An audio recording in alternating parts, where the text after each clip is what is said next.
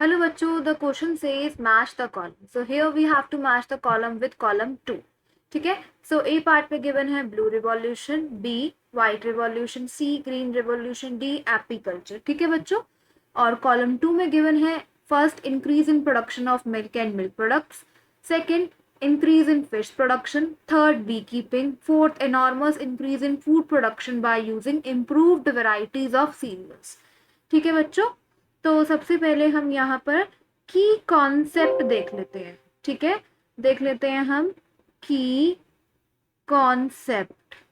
ठीक है, की कॉन्सेप्ट हमारा हो जाएगा यहाँ पर that is revolution.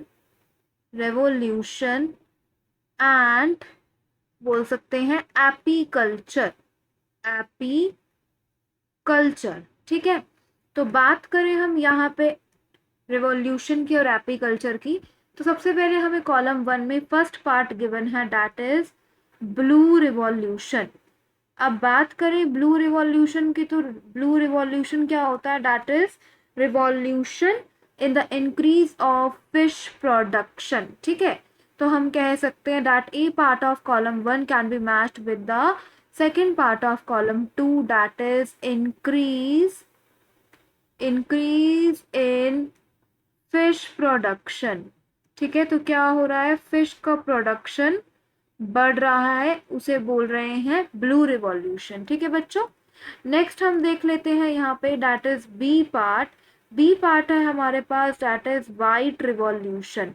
White revolution की बात करें तो वो क्या होता है, revolution in the increase of milk and milk product. So हम कह सकते हैं that B part of column 1 can be matched with the first part of column 2 that is increase in production of increase in production of milk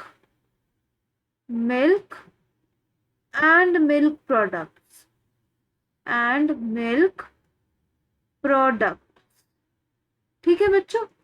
अब अगर हम बात करें यहाँ पे सी पार्ट की, तो सी पार्ट में हमें गिवन है that is green revolution.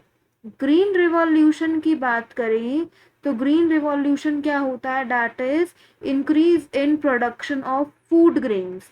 So here we can say that C part of column 1 can be matched with the fourth part of column 2 that is enormous increase in food production by using improved varieties of cereals.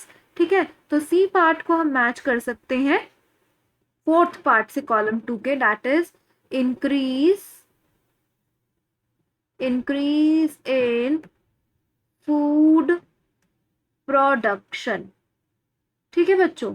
अब अगर हम बात करें यहाँ पे D part की, last की, तो वो है दैट इज डी पार्ट है एपीकल्चर. क्या है, एपीकल्चर. एपीकल्चर क्या होता है that is practice of bee keeping.